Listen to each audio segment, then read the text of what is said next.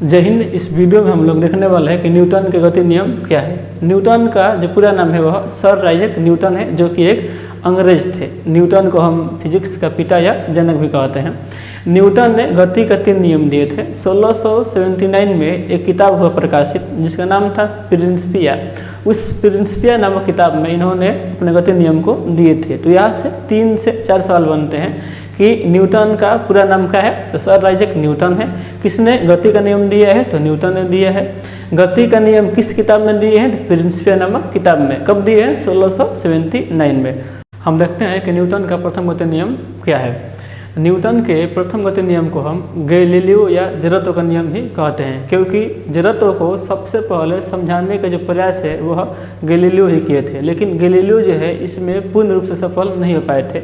Galileo सिर्फ इतना बता पाए कि अगर कोई वस्तु गति में है तो गति में रहेगा, अगर कोई वस्तु विराम में है तो विराम में रहेगा।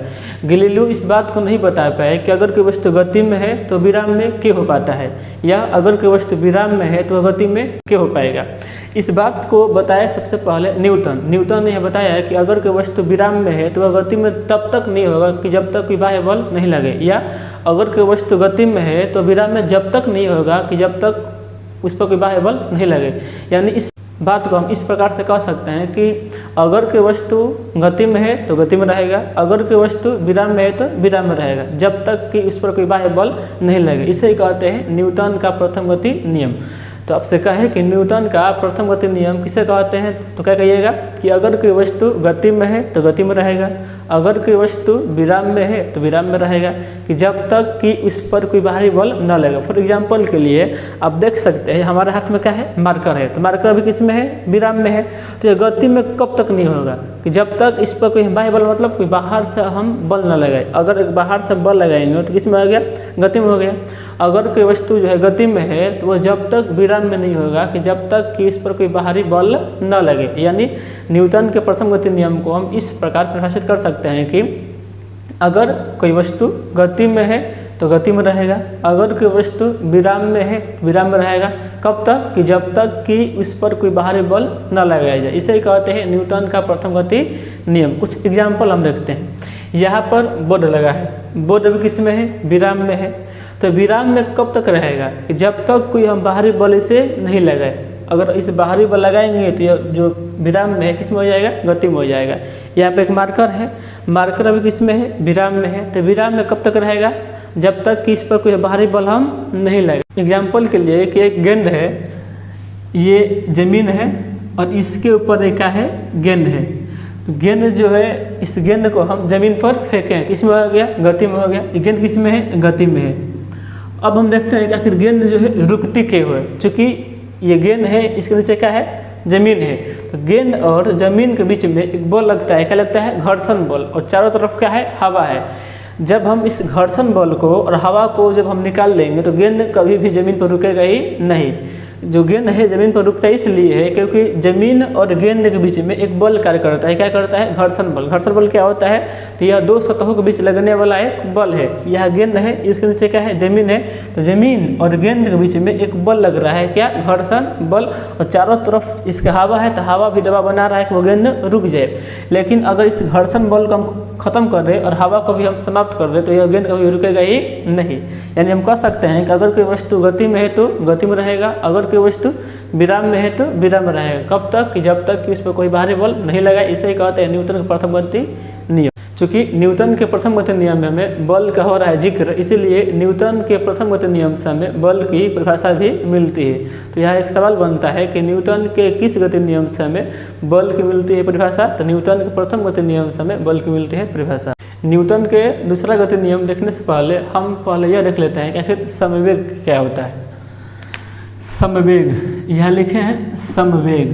देखते हैं कि समवेग किसे कहते हैं। यहाँ पर लिखा है वेग, क्या लिखा है, वेग, लिख ले वेग। और एक होता है द्रव्यमान। क्या होता है, द्रव्यमान।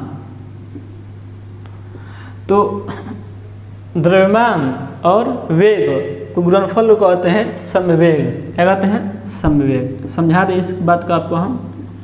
तो हम देख रहे हैं कि समवेग किसे कहते हैं। तो समवेग में शब्द का है वेग हो गया, वेग, और एक होता है द्रव्यमान। तो द्रव्यमान और वेग को जो आपस में हम गुना करें तो हमें मिलता है समवेग मिलता है। समवेग को हम इंग्लिश में कहते हैं मोमेंटम कहते हैं। समवेग को हम P से करते हैं सूचित, जबकि द्रव्यमान को कहते हैं मास यानी m, और वेग को कहते हैं वेलोसिटी यानी v लिखते हैं। यानी क्या हो गया P = mv, P = mv। आपसे कहे कि समवेग बराबर क्या होता है P = mv। नाम में है समवेग, हो गया वेग या क्या हो गया द्रव्यमान। तो द्रव्यमान और वेग के गुणनफल को कहते हैं हम समवेग। देखते हैं अगर समवेग होता क्या है और विस्तार से देखते हैं। या m मतलब क्या है द्रव्यमान। तो मान लीजिए किसी व्यक्ति का द्रव्यमान कितना है 50 kg है, कितना है 50 kg। v मतलब वेग, वेग को आप चाल भी कह सकते हैं आमतौर पर। तो अगर उसका जो चाल है कितना मानते हैं 20 है, कितना उसका चाल कितना है 20 है, उसका द्रव्यमान कितना है उस व्यक्ति का 50 है, उसका वेग कितना है 20 है। तो 50 में 20 ले गुना करेंगे कितना हो गया हमारा 5 दूनी के 10, 0 का 0, यानी हम कह सकते हैं कि उसका समवेग कितना हो गया 1000 हो गया। लेकिन उस व्यक्ति का द्रव्यमान तो चेंज नहीं होगा, जितना है उतना ही रहेगा, लेकिन अपने चाल को अपने वेग को घटा या बढ़ा सकता है। यहाँ माने इसका कितना है द्रव्यमान इसका 50 है, लेकिन इसका वेग जो है अपने वेग को बढ़ा लिया है। यह वेग हम ले लिए 30 ले लिए, कितना लिए हैं 30। इसका आपस में मल्टीप्लाई किए कितना हो गया प्रति आई 15, कितना हो गया 1500। यानी हम कह सकते हैं कि समवेग में परिवर्तन हो सकता है। क्या होगा क्योंकि समवेग बराबर होता है द्रव्यमान इंटू वेग। द्रव्यमान और वेग के गुणनफल को कहते हैं हम समवेग कहते हैं। द्रव्यमान तो उसका चेंज नहीं होगा, लेकिन अपने चाल को अपने वेग को कम या अधिक कर सकता है। तो हम देखते हैं कि आखिर न्यूटन का सेकंड नियम क्या कहता है। तो न्यूटन का सेकंड नियम कहता है कि समवेग में जो परिवर्तन होगा वह बल के समानुपाती में होगा। क्या कहता है कि समवेग में परिवर्तन की दर, आप देख पा रहे हैं कि यहाँ समवेग में परिवर्तन हो रहा है, समवेग में यहाँ परिवर्तन हो रहा है ना। तो समवेग में परिवर्तन की दर, दर मतलब समय, दर मतलब समय। तो समवेग में परिवर्तन की दर बल के समानुपाती होता है, और यह जो परिवर्तन होगा वह बल के दिशा में होगा। आपसे कहे कि न्यूटन का सेकंड नियम किसे कहते हैं, क्या कहिएगा कि समवेग में परिवर्तन की दर जो है वह बल के समानुपाती होता है, और यह जो परिवर्तन होगा वह बल के दिशा में होगा। हम जानते हैं कि न्यूटन के फर्स्ट गति नियम से हमें बल की मिलती है परिभाषा, लेकिन न्यूटन के सेकंड गति नियम से हमें बल का मिलता है व्यंजक। अब जानते होंगे कि बल यानी F = क्या होता है ma, F बराबर क्या होता है ma। m का मतलब क्या होता है द्रव्यमान, a का मतलब क्या होता है त्वरण। आपसे अगर कहे कि न्यूटन के किस गति नियम से मिलता है बल की परिभाषा, प्रथम गति नियम से, लेकिन बल के न्यूटन के किस गति नियम से हमें मिलता है बल का व्यंजक सेकंड गति नियम से मिलता है। क्या होता है F = ma होता है। अब हम देखते हैं कि न्यूटन के सेकंड गति नियम का एग्जाम्पल क्या होगा। आप देखते होंगे अगर कोई खिलाड़ी जो है किसी कैच को लेने जाता है तो अपना हाथ को जो है पीछे की ओर करता है, ऐसे क्या होता है। क्योंकि आप जानते हैं समवेग क्या होता है द्रव्यमान और वेग, द्रव्यमान और वेग के गुणनफल को कहते हैं समवेग कहते हैं। तो गेंद जो सामने से आएगा तो उसका वेग क्या रहेगा अधिक रहेगा, उसमें द्रव्यमान अपना रहेगा। लेकिन जैसे अपने हाथ को पीछे करेगा तो उस गेंद का वेग में थोड़ा बहुत कमी होगा, और जैसे जैसे अपना हाथ पीछे करेगा उसका जो समवेग है क्या होगा कम होगा। यानी वह खिलाड़ी जो है उस गेंद के समवेग को कम करने के लिए अपने हाथ को पीछे की ओर करता है। क्योंकि हाथ आगे रहेगा तो चोट का लगेगा अधिक लगेगा, लेकिन जैसे जैसे अपने हाथ को पीछे करेगा उस गेंद का वेग क्या होगा कम होगा, और अपने हाथ को पीछे करेगा उस गेंद के साथ तो उस गेंद का समवेग क्या होगा कमी होगा।